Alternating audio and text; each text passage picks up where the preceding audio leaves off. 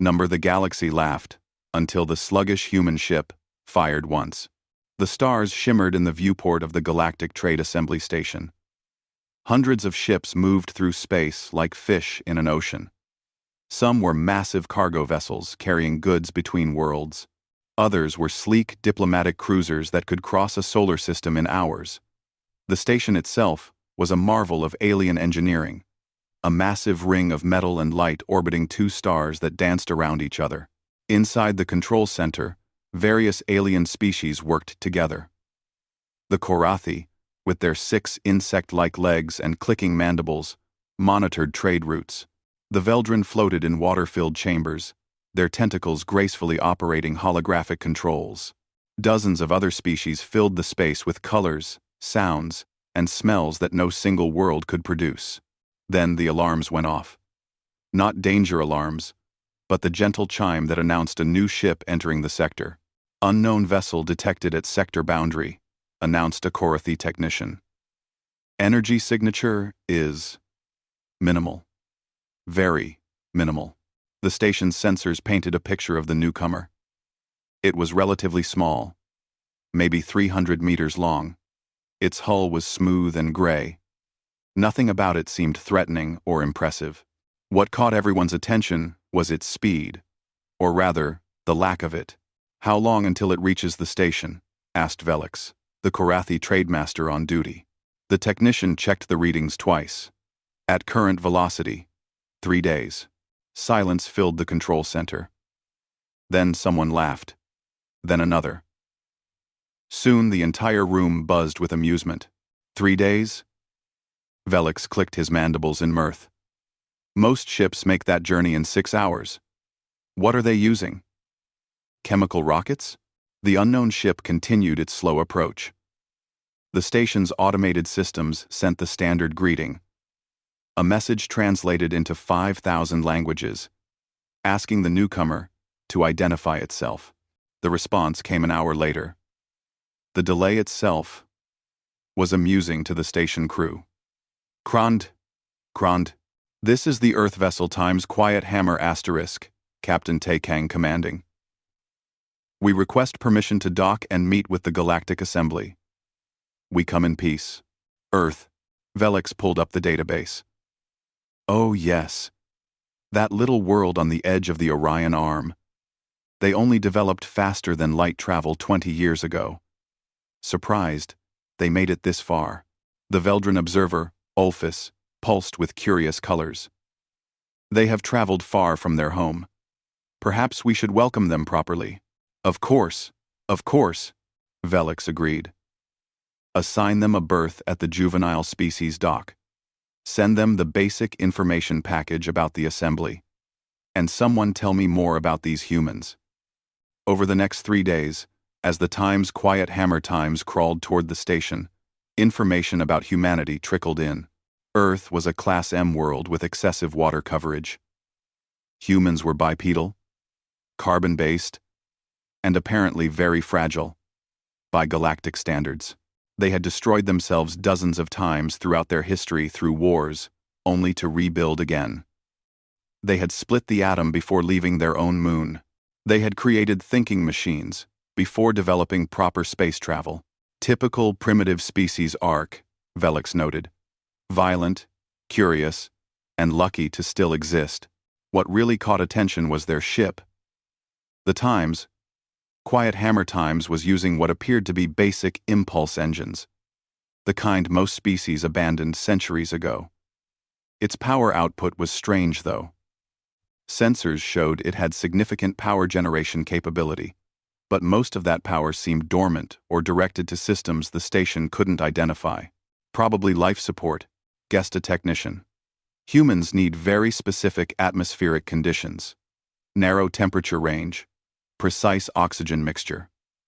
They likely spend most of their power just keeping their crew alive. By the 3rd day, the arrival of the human ship had become entertainment. Various species gathered in observation lounges to watch the slow-moving vessel. Bets were placed on whether it would actually complete the journey or break down halfway. News feeds across the sector ran segments about the adorable new species. and their charming primitive technology. Inside the Times Quiet Hammer asterisk, Captain Tae Kang stood on the bridge with his hands clasped behind his back. He was a man of average height, with short black hair beginning to gray at the temples. His face showed no emotion as he watched the station grow larger in the viewport. "They are laughing at us, sir," said Lieutenant Hana Bay from the weapons station. She was younger, perhaps 30, with sharp eyes that missed nothing. "Yes," Kang replied simply. "The diplomatic channels are full of jokes about our speed," added Mina Choi, the diplomat assigned to first contact. She stood near the communication console, her formal attire perfectly pressed despite 3 days in space. "Several species have offered us assistance to upgrade our quaint technology. Let them laugh," said Engineer Wu Park. He was the oldest member of the bridge crew, with deep lines around his eyes from decades of working in engine rooms. "Better they underestimate us." "With better they underestimate us. Is the primary system ready?" Kang asked quietly. "Fully charged, sir," Hana confirmed. "Has been since we entered the sector. We could fire at any moment." "Good. Keep it that way. But power down all weapons signatures. We are here to talk, not fight." The Times, Quiet Hammer Times, finally reached the station and docked at berth 77. In a section clearly marked for new and developing species. The berth was far from the prestigious inner rings where major powers kept their embassies. It was more of an afterthought, a place where the galaxy kept species it did not yet take seriously. Captain Kang prepared to disembark with Diplomat Choi. Before leaving the bridge, he looked at his crew. "Remember your training. We represent Earth. We show them who we are through our actions, not our words. Stay professional. Stay alert. And, Lieutenant Bay?" "Yes, sir. Keep the weapons hot, just in case." As the airlock opened and the humans took their first steps into the wider galaxy, thousands of alien eyes watched with curiosity and amusement. They saw a species taking its first stumbling steps into a cosmos full of older, wiser, stronger civilizations. They saw primitives in a sophisticated world. What they did not see was the predator walking among them. They did not recognize the patient calm of a species that had learned to survive against itself. They did not understand that humanity's slow approach was not technological limitation but tactical choice. The galaxy was about to learn a hard lesson. But first, it would laugh. The galaxy laughed. Until the sluggish human ship fired once. The assembly chamber was enormous. It stretched upward for hundreds of meters, with seating arranged in circular tiers that allowed every species to see the central speaking platform. The architecture accommodated beings who breathed methane, those who needed crushing pressure, and even species that existed partially in other dimensions. Technology bridged the gaps, creating a space where thousands of different life forms could gather. Diplomat Mina Choi stood on the platform designed for new species. It was smaller than the others and positioned lower, like a stage for children to perform. She wore a simple blue uniform, Earth's flag on her shoulder. Behind her, on a holographic display, images of Earth rotated slowly. Captain Kang sat in the observation area reserved for security escorts. His uniform was crisp and military, his face neutral as he watched the proceedings. Mina began her presentation. She spoke clearly about Earth, about humanity's history, and hopes for joining the galactic community. She explained human biology, culture, and the basics of Earth technology. As she spoke, murmurs rippled through the chamber. Not hostile murmurs, but the kind adults make when watching something cute and harmless. "And this is your fastest ship?" asked Velix, the Korathi trademaster. He gestured to the hologram of the Times Quiet Hammer asterisk. "The vessel that took 3 days to cross the sector? It is one of our military vessels, yes," Mina replied carefully. Laughter echoed through the chamber. Actual laughter from dozens of species, each sound unique, but the meaning universal. "Military vessel," Velix repeated, his mandibles clicking in amusement. Forgive me, Ambassador, but by our standards, this would barely qualify as a civilian cargo shuttle. My personal transport has more engine power. More laughter. Mina's jaw tightened, but she maintained her composure. A Veldran philosopher named Ulfus spoke next, his translated voice gentle. Please understand. We mean no disrespect. But your species is very young in galactic terms. You have much to learn. We would be happy to share knowledge, to help you develop proper technology. That is generous, Mina said. However, Earth prefers to develop at its own pace. At your own pace? A harsh voice cut through the chamber. It belonged to Warlord Dravik of the Thraxian Corsairs. He was massive, easily 3 meters tall, with scales that gleamed like metal and eyes that burned red. His species had a reputation for violence and piracy, barely tolerated by the assembly. At the pace your ship moves, Dravik continued, your development will take millennia. Perhaps you need protection. The Thraxian fleet could escort your vessels for a reasonable fee. Of course, everyone in the chamber understood what that meant. Protection money. A threat dressed in diplomatic language. Captain Kang's eyes narrowed, but he remained seated and silent. Earth respectfully declines, Mina said firmly. Declines? Dravik laughed, a sound like grinding rocks. Little human, you do not understand the galaxy yet. Space is dangerous. Slow ships like yours are easy prey. Is that a threat, Warlord? Mina's voice stayed, level, but cold.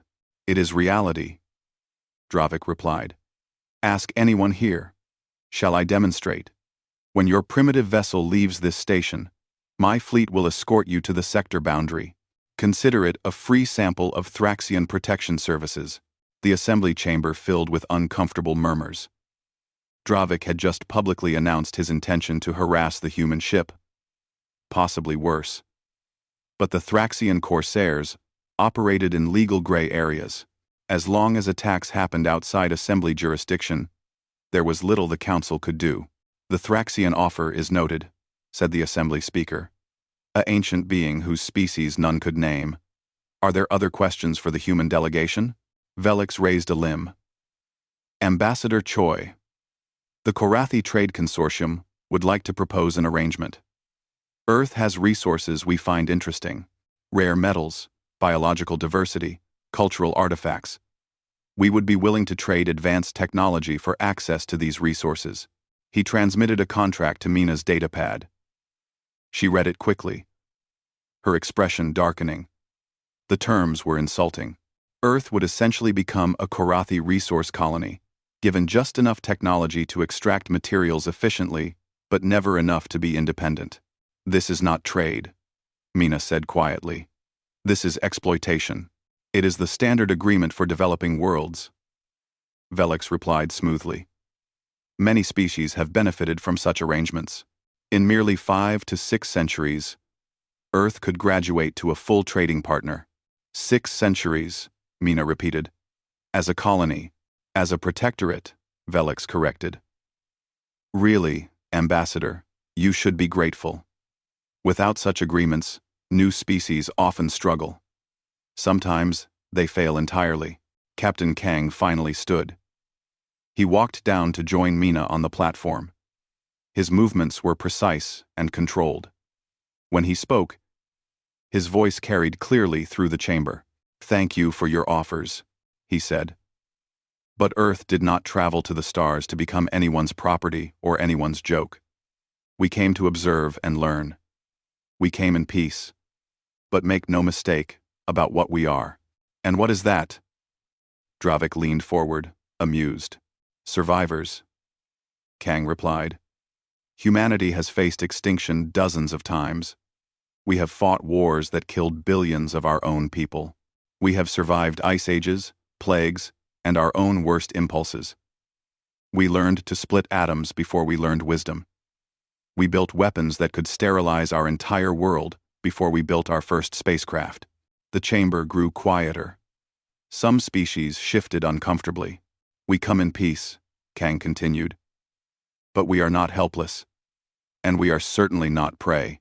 Brave words from a captain whose ship cannot even cross a sector in reasonable time, Dravik said. But his tone was less mocking now, more wary. Yes, Kang agreed. Brave words. Remember them, Warlord. If you decide to follow through on your escort offer. The session ended shortly after. Mina and Kang returned to the Times, quiet hammer times in silence. The walk through the station was uncomfortable. Aliens stared at them, some with pity, others with amusement. A few looked at them the way predators looked at prey. Back on the bridge, Kang gave orders to prepare for departure. Wu Park plotted a course out of the sector. Hanabe checked her weapon systems 3 times. Sir, Hana said quietly, I am reading 12 Thraxian warships taking positions outside the station's defense perimeter. They are waiting for us. Dravik wants his demonstration, Mina said bitterly. He will humiliate us in front of the entire galaxy.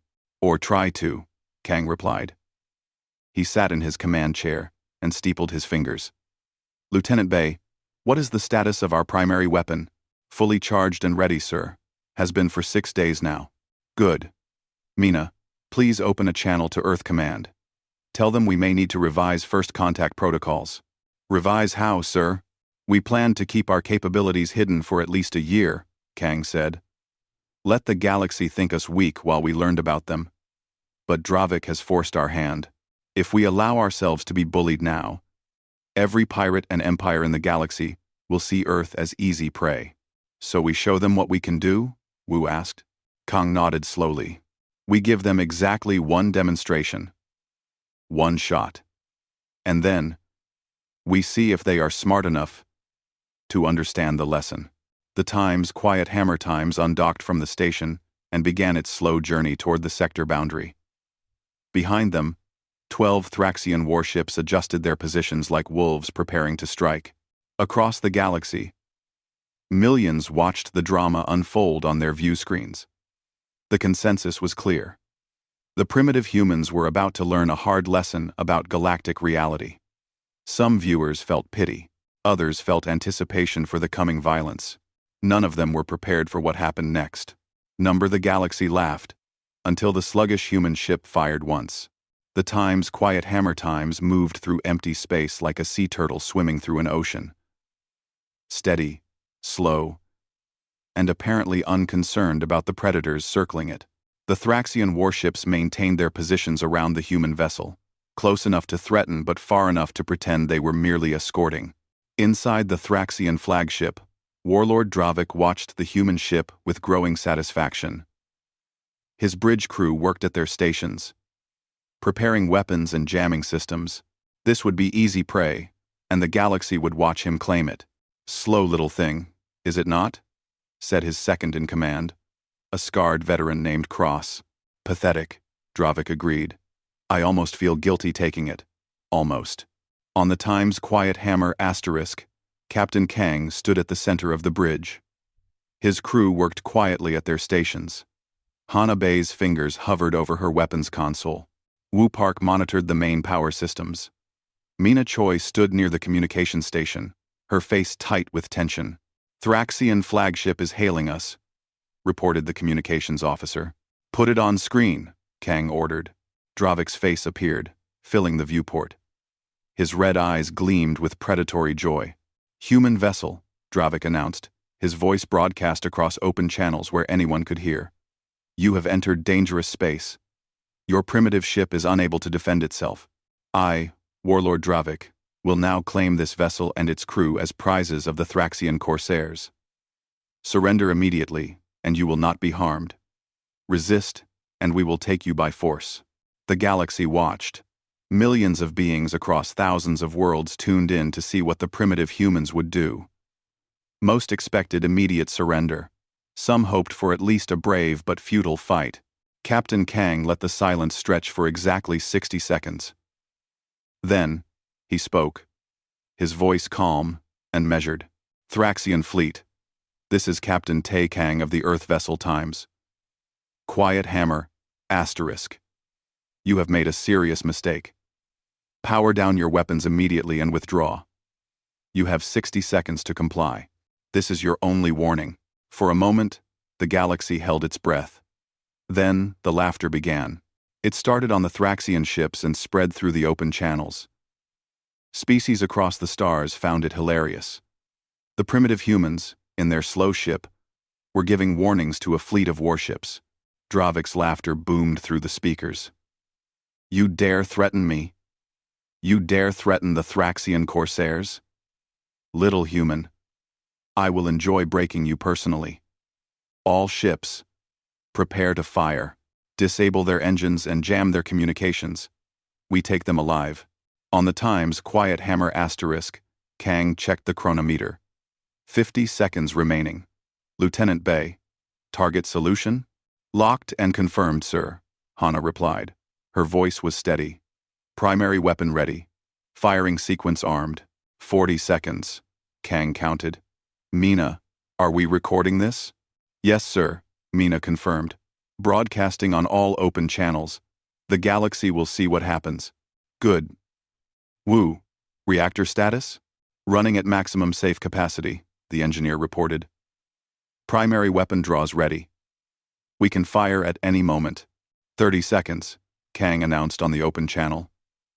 Warlord Dravik. Last chance. Withdraw now. Fire on their engines, Dravik ordered his fleet. Show these primitives what real weapons look like. The Thraxian ships opened fire. Energy bolts and missiles streaked toward the Times. Quiet Hammer. Asterisk. It looked like an execution. The galaxy watched what they thought would be the end of humanity's first venture into space. Then, something changed. The Times Quiet Hammer asterisk's shields, which had appeared weak and barely functional, suddenly blazed to full power. Every shot from the Thraxian fleet splashed harmlessly against barriers that registered energy levels no ship that size should possess. Impossible, Cross whispered on the Thraxian flagship. What is that power reading? Dravik demanded. How can such a small ship generate that much energy? Kang's voice cut through the confusion. Time's up. Lieutenant Bay. You may fire when ready. Yes, sir, Hana replied. Her fingers moved across her console with practiced precision. Firing solution confirmed. Primary weapon at full charge. Firing now.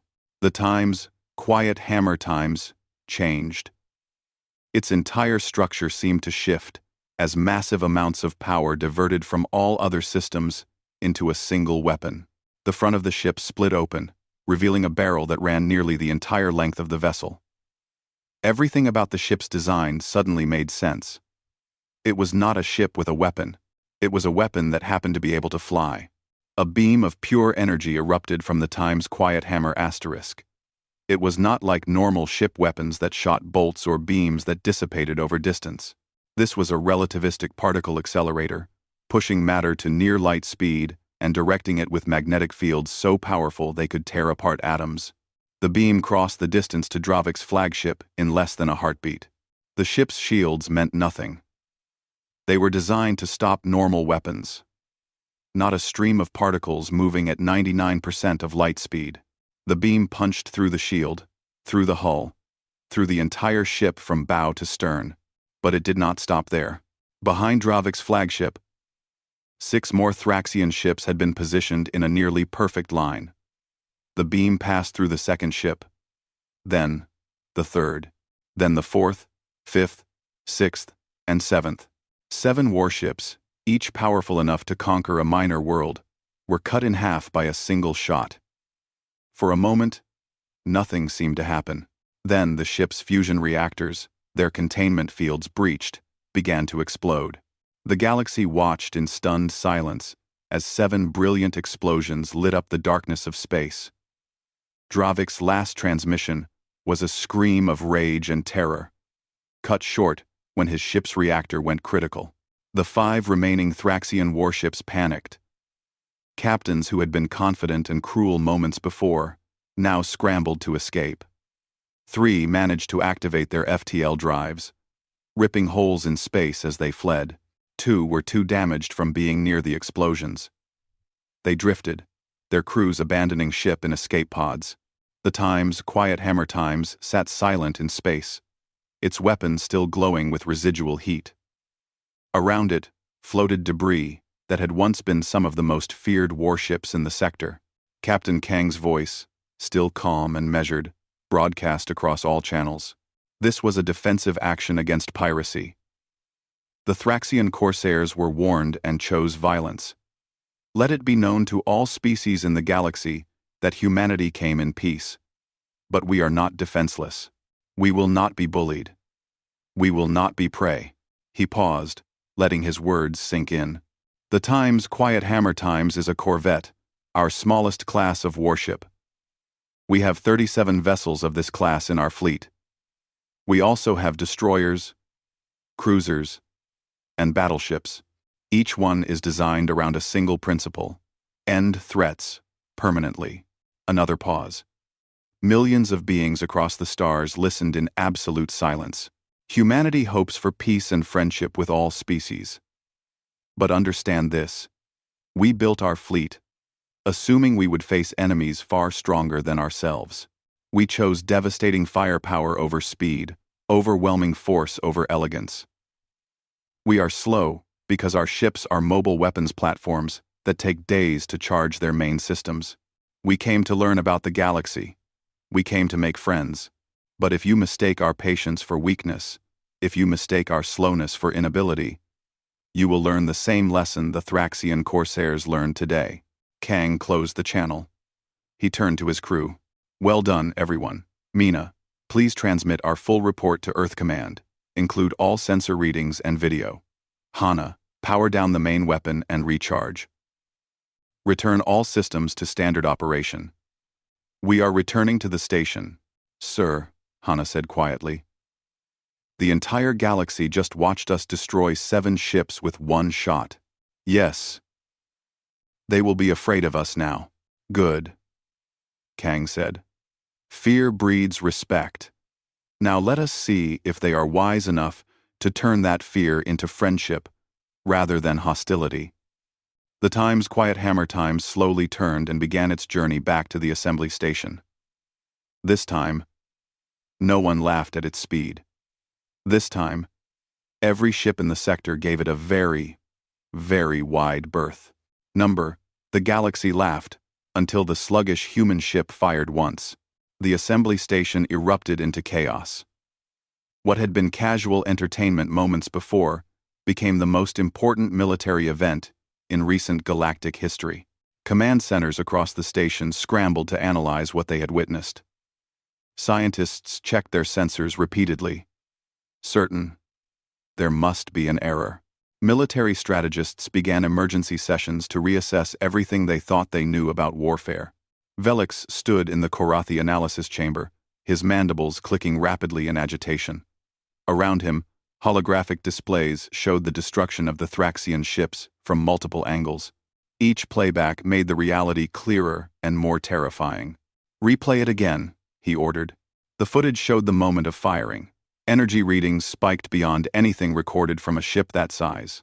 The beam itself was visible only because of particles in space it excited as it passed. 7 ships cut in half. 7 fusion detonations. 1 shot, whispered a technician. 7 ships destroyed with 1 shot.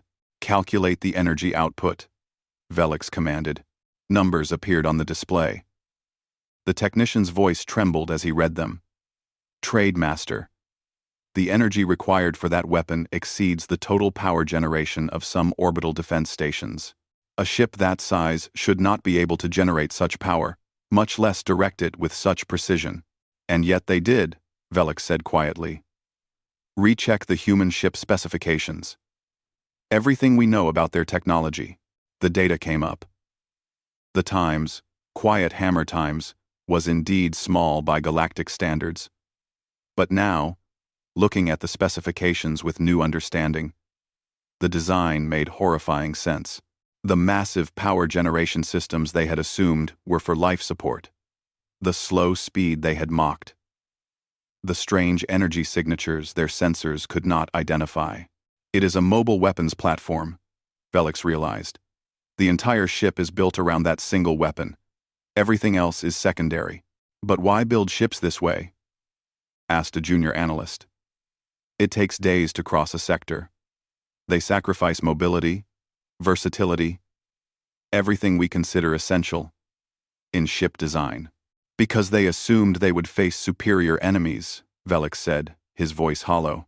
They built weapons to kill gods because they expected to meet gods. Across the station, similar realizations were occurring. The Veldran philosophers gathered in their water-filled chambers, their colors flickering with alarm. We must reconsider first contact protocols, Ulfus stated. We treated them as children. We offered them charity, like one offers food to pets. They are apex predators, another Veldran responded. Look at their history. Thousands of years of constant warfare. They fought themselves with weapons that could destroy their entire biosphere. They created artificial intelligence that nearly exterminated them. They survived ice ages, supervolcanoes, asteroid impacts, and their own worst impulses. And we laughed at them, Ulfus said sadly. In the military command section, admirals and generals from a dozen species held an emergency meeting. Holographic representations of the various military leaders filled a circular chamber. We need to assess the threat level, stated a Korathi general. If humans have 37 ships with this capability, and larger vessels with greater firepower, they could challenge any mid-level power in the galaxy, finished a Veldran admiral. Possibly even some major powers, depending on what their battleships can do. But their ships are slow, someone protested. We could outmaneuver them, could we? Countered another voice. They move slowly to charge their weapons. What if rapid movement prevents charging? What if their slow speed is tactical, not a limitation? They position themselves, charge, and fire. One shot. Multiple kills. How do you defend against that? You do not engage, said an old general whose species had survived dozens of wars. You negotiate. You make them allies, not enemies. Agreed, said the Veldran admiral. Immediate recommendation. Extend full diplomatic recognition to Earth. Offer favorable trade terms. And for the love of all that exists, do not threaten them. Back on the Times Quiet Hammer *, Captain Kang sat in his ready room with Mina Choi and Wu Park. They reviewed the flood of communications that had begun arriving within minutes of the engagement. The Korathi Trade Consortium wishes to apologize for any offense, Mina read from her datapad. They are withdrawing their previous trade proposal and would like to discuss terms more favorable to Earth. How much more favorable? Kang asked. Equal partnership. Access to trade routes. Technology exchange on mutual terms. It is everything we originally wanted, and they refused. Fear is a powerful motivator, Wu observed. What else? The Veldran wish to establish cultural exchange programs. 3 minor species have requested defensive pacts. The Assembly itself has invited us to present again, this time in the inner council chamber, reserved for major powers. Kang rubbed his temples. This is moving too fast. Earth Command needs time to adjust strategy. We expected to spend years gathering intelligence before revealing our capabilities. Dravik forced our hand, Mina said. If we had surrendered or been captured, Earth would have been marked as easy prey. Every pirate in the galaxy would have raided our ships. I know, Kang replied. The decision was correct. But now we face a different problem. The galaxy is afraid of us. Is that not what we wanted? Wu asked. Fear without respect breeds resentment, Kang said. Fear with respect can become alliance. But too much fear becomes paranoia. And paranoia leads to preemptive strikes. We need to show them we are strong but not aggressive. Capable but not cruel. A priority message arrived from Earth Command. Kang read it, his expression unchanging. Command acknowledges our actions as necessary self-defense, he summarized. They are sending additional ships to the sector, but these will be diplomatic vessels with minimal armament. We are to continue negotiations but emphasize humanity's peaceful intentions. Will they believe us? Mina asked. After what they saw? Some will not, Kang replied. But we must try. Schedule a meeting with the assembly. We will answer their questions honestly, within the limits of military security. 3 hours later, Captain Kang stood in the inner council chamber of the assembly. This time, the seat assigned to Earth was not in a lower, smaller area. It was in the ring of major powers, equal in position and status to species that had been traveling the stars for millennia. The chamber was packed. Every species wanted to hear what humanity would say. Kang spoke clearly and without hesitation. We understand the galaxy has questions about human military capabilities. I will answer what I can. Quote, "Why build weapons of such power?" asked a Veldran counselor. "Because we assumed we would need them," Kang replied. Humanity developed space travel knowing we were likely not alone. We had no way to know if we would meet friends or enemies. We chose to prepare for the worst, while hoping for the best.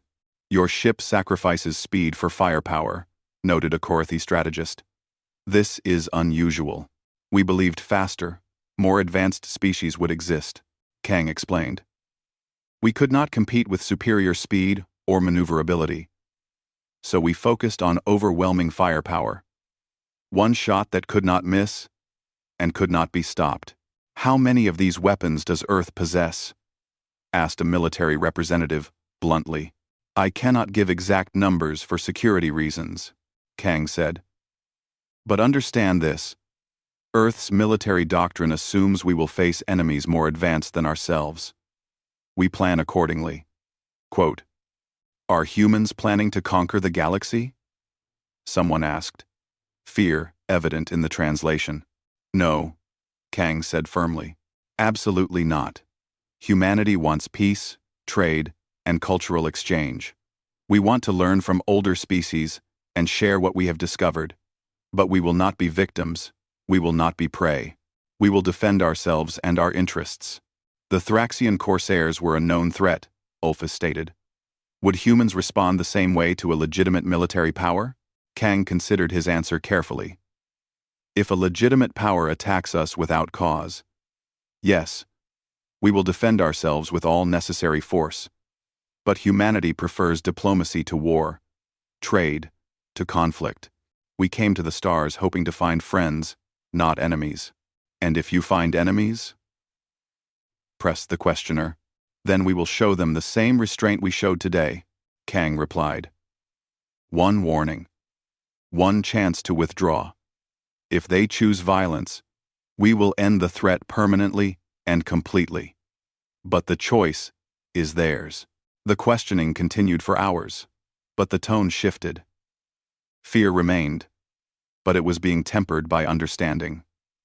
The galaxy was learning that humans were dangerous, but not irrational, powerful but not aggressive, willing to talk but prepared to fight. As the session ended, Velix approached Kang privately. "I owe you an apology, Captain," the Korathi said. "I treated your species with disrespect. I offered insults disguised as generosity." "You saw what you expected to see," Kang replied. "A primitive species, slow and weak. I do not blame you for that initial assessment. But you let us mock you," Velix said. "For 3 days, you endured our laughter. Why?" "Because it was useful to be underestimated," Kang admitted. "And now we know what you truly are," Velix said quietly. "The question is, Captain, can we move past this beginning and find common ground?" Kang extended his hand in the human gesture of friendship. After a moment, Velix grasped it with one of his own appendages. "That," Kang said, "is exactly what humanity hopes to discover." The galaxy laughed, until the sluggish human ship fired once. 6 weeks after the incident with the Thraxian Corsairs, the Valoran sector looked very different. The assembly station still orbited its twin stars, ships still came and went, but the atmosphere had fundamentally changed. Humanity was no longer a joke or a curiosity. Earth was now a recognized power, and everyone knew it. Captain Kang walked through the station's diplomatic quarter with Mina Choi at his side. Aliens moved out of their path with respect, not fear. Some nodded greeting. Others simply watched the humans pass with wary curiosity. "It still feels strange," Mina commented. "6 weeks ago, we were assigned to the juvenile species dock. Now we have an embassy in the inner ring. Power changes perceptions," Kang replied, "though I preferred it when they underestimated us." They entered the embassy, a section of the station now designated as Earth Territory. The corridor walls displayed images of Earth's landscapes, cities, and people. A small staff of diplomats and technicians had arrived from Earth to establish a permanent presence. Inside the main conference room, representatives from several species waited. The past weeks had been filled with meetings like this, each one negotiating some aspect of humanity's integration into galactic society. Velix was present, representing the Korathi Trade Consortium. Ulfus floated in his water-filled mobility sphere for the Veldrin. There were also representatives from the Morian Collective, the Sirathi Union, and half a dozen smaller powers. "Thank you all for coming," Mina began, taking her seat at the head of the table. "We have several items to discuss regarding trade agreements and technology exchange." The negotiations proceeded smoothly. Nothing like the insulting offers from humanity's first days. Now the terms were fair, balanced, and mutually beneficial. Earth gained access to galactic trade routes and medical technology.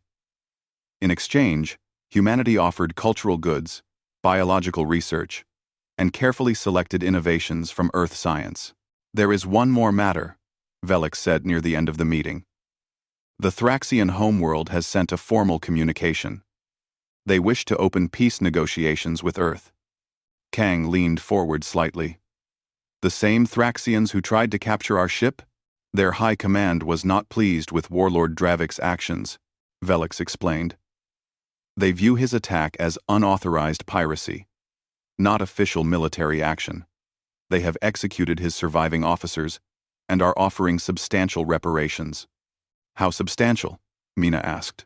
"Territory, resources, and a formal non-aggression pact," Ulfus provided. "They are also willing to provide intelligence on other pirate factions in the region." Kang and Mina exchanged glances. This was exactly the kind of opportunity Earth needed. Turning enemies into informants.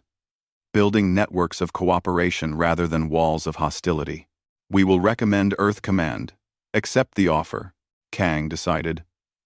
"But with conditions. The Thraxians must cease all piracy operations in this sector. Any violations will be treated as acts of war." "That is acceptable," Velix confirmed. "In fact, several species are hoping Earth will take a more active role in sector security. Your ships are quite effective at deterring piracy." Well, Underdoubler. We came here to trade and learn, not to be policemen," Mina said carefully. "Of course," Ulfus responded. "But your presence alone has reduced piracy by 40%. Criminal factions are avoiding any area where human ships patrol. You do not have to actively hunt pirates. Simply existing in strategic locations is enough." It was true. 3 more Earth vessels had arrived in the sector, slowly taking up positions along major trade routes. No pirate wanted to risk encountering a human warship. The memory of 7 Thraxian vessels destroyed in a single shot was fresh in every criminal mind. After the meeting ended and the representatives departed, Kang and Mina remained in the conference room. "Earth Command is sending our first colony ship to this sector," Mina said, reviewing recent messages. "They have selected a world 3 systems away as our first extrasolar colony. The Assembly has approved it without any complications." "That would not have happened before," Kang noted. "Before, they would have questioned whether we could protect a colony. Now they know we can." "Sir, do you think we did the right thing, revealing our capabilities so early?" Kang was quiet for a moment, considering the question carefully. "Dravik forced our hand. But perhaps that was for the best. If we had waited years to reveal our strength, the deception might have caused greater problems. This way, the galaxy knows what we are. Dangerous, but honest about it." Lieutenant Hana Bay entered the room, carrying a datapad. "Captain, You asked for the sensor analysis from our patrol routes. What did you find? Kang asked. Several species have attempted to scan our ships with military-grade sensors, Hana reported. They are trying to understand our technology, figure out how we generate such power, and direct it so precisely. Did they learn anything? No, sir. Our countermeasures are effective, but the attempts show they are taking us seriously as a potential threat. Or a potential ally, Mina suggested. Some might want to understand our technology to develop similar weapons, but others might want to know our capabilities to better cooperate with us. Either way, it means they respect us, Kang said. Fear brought them to the table. Now we show them we can be trusted partners, not just feared enemies. 2 months after the incident, Captain Kang received orders to return to Earth. His mission was complete. First contact had been established. Humanity's position in the galaxy had been secured, and diplomatic relations were flourishing. Another captain would take command of the Times, Quiet Hammer Times, and continue the work. On his last day, in the Valoran sector, Kang stood on an observation deck looking out at the stars. Mina joined him, also preparing to return to Earth. The galaxy looks different now, she said. How so? Before, I saw it as a vast unknown, full of potential dangers. Now I see it as home. Still dangerous, still full of unknowns, but home. That is the goal, Kang replied. Not to conquer the galaxy, not to dominate it, but to find our place in it, to be part of something larger than ourselves. Do you think we succeeded? Kang gestured at the viewport. Outside, dozens of ships moved through space. Some were alien vessels that had become regular trading partners. Others were human ships, no longer mocked for their slow speed but respected for their power. In the distance, the assembly station glowed like a small sun. And somewhere on that station, Earth's embassy conducted daily business with species from across the galaxy. Yes, Kang said simply. We succeeded. The transport ship arrived to carry Kang and his senior staff back to Earth. As the Times, Quiet Hammer Times, slowly moved away from the station for the last time under Kang's command, he sent one final message to the crew he was leaving behind. You have represented Earth with honor and courage. You have shown the galaxy what humanity can do. But more importantly, you have shown them who we are. We are explorers and warriors, scientists and diplomats. We are capable of devastating violence, but we choose peace when possible. We are slow to anger, but decisive when threatened. We are human, and that means something now. The message ended, and the Times Quiet Hammer Times continued its patrol. Around it, the galaxy that had once laughed at humanity's slow ships now gave them wide berth and respectful distance. Years later, when historians studied humanity's integration into galactic society, they would point to that moment when 7 Thraxian ships died in a single shot. That moment when the galaxy stopped laughing and started listening. That moment when humanity proved that being underestimated was not weakness, but opportunity. The Veldran philosopher Olphus wrote a treatise that became required reading in military academies across the galaxy. Its title was simple, but profound. The Lesson of the Slow Ship. Lesson. In it, he wrote, the humans came to us moving slowly, and we assumed slowness meant weakness. We mocked them. We insulted them. We threatened them. And in our arrogance, we failed to ask the most important question. Why would a species capable of interstellar travel choose to move so slowly? The answer, which cost 7 ships and thousands of lives to learn, was simple. They moved slowly because they were weapons platforms charging their systems. They moved slowly because they planned for war while hoping for peace. They moved slowly because they respected the dangers of the universe and prepared accordingly. The galaxy laughed at the slow human ships. Then the humans fired once, and the galaxy stopped laughing and started learning. Captain Taekang retired from active service 5 years after first contact. He spent his remaining years teaching at Earth's new diplomatic corps, training the next generation of explorers who would venture into the stars. His first lesson to every new class was always the same. When you meet aliens for the first time, they will judge you. They will make assumptions based on their own experiences and prejudices. Some will see you as primitives. Others will see you as threats. Your job is not to change their minds through words, but through actions. Be patient, be strong, be honest, and remember always that we came to the stars not to conquer, but to find our place among them. That place is earned through respect, and respect is earned through demonstrating both capability and restraint. And somewhere in the Valoran sector, the Time's quiet hammer times continued its slow patrol through the stars, a reminder to all who saw it that the slowest ship might also be the most dangerous, and that humanity, despite its youth in galactic terms, was a power that had learned from its own violent history how to build weapons to kill gods while choosing peace with mortals. The galaxy had laughed once. It would not make that mistake again.